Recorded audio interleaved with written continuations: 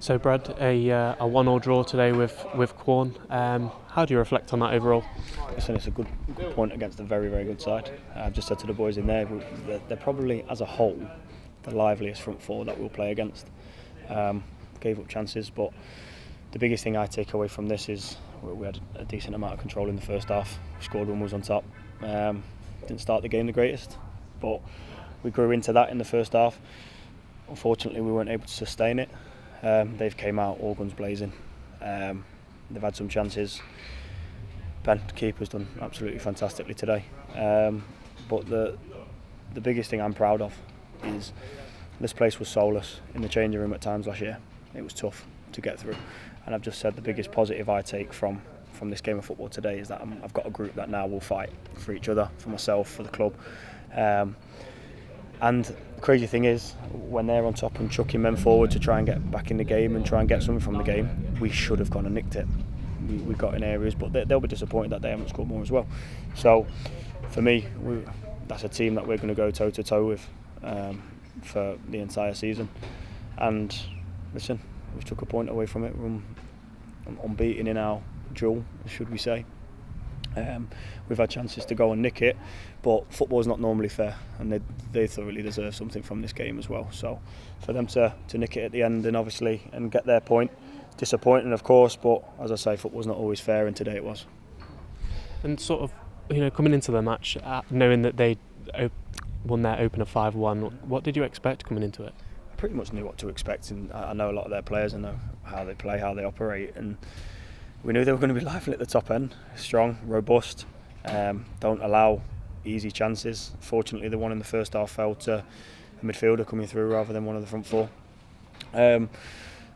Listen, they're full of expectation, they're full of hunger. They've had a good pre-season, they only lost the one, and they've had some good fixtures in there as well. So for us to come up against that, a fresh group, that by the way, we're still missing players.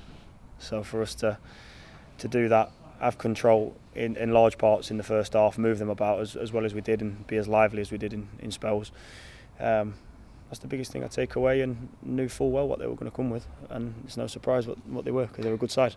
And I fully expect them to be right up there again, challenging for the title, but certainly the playoffs. You had some obviously good performances out there as well, with Wrighty getting a goal, Liam played well, like you said, Ben had a really good game and goal, but with Kingy coming back on Saturday, I believe, does that give you a bit of a headache? Listen, it's a good headache. Ben knew coming in that he had an opportunity to come and play the first few games of the season and acquit himself in that manner. Like I say, I've got a decision to make. We're going into the FA Cup, but let's put it this way: he's done himself no harm. There is a reason why I feel disrespectful after that performance, saying having a proper number two. But the whole point is, for days like today, he's a proper goalkeeper. He's not just someone that fills in. He's had a lot of bad luck with injuries. So for him to come back, us give him the environment that he's going to flourish in is key. Good headaches are the best thing I need, because you have enough bad conversations and bad aches in football. But yeah, there's some good performances in there. Like I say, Lockie played brilliantly in spells, but he's got opportunities to go and finish the game off, and that's what's probably most disappointing. That's what he'll probably beat himself up about. But as I said, the overriding emotion for me is I've now got a side that will fight from minute 1 to minute 90, whatever is needed. They fight for each other, fight for me, fight for the club, and that is a polar opposite of at times what we had last year. And just through circumstance, that's not any fault of the players. It was a tough environment to be in, but now environment's completely different.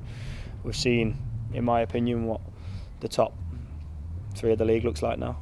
So let's go and have a positive season moving forward, and let's have a real crack at this. And as you mentioned, it is Boston Town at the weekend in the FA Cup. What do you want to see going into that one? I want us to take the same intensity of the first half and that control, but not drop our level off. Don't get me wrong, no disrespect to them. Are they going to have the quality that Quorn had? Absolutely not. But what they're going to have is a team ethic and a desire to want to go and win a cup tie against someone that is in a league higher than them. So for us to go and assert dominance, I want us to always have that bit of underdog mentality, but with the arrogance that we can go and hurt people. And for us, the main aim is winning that game of football, not having a replay. And yeah, doing our best to respect them, but really going and taking ourselves and trying to book ourselves into the next round.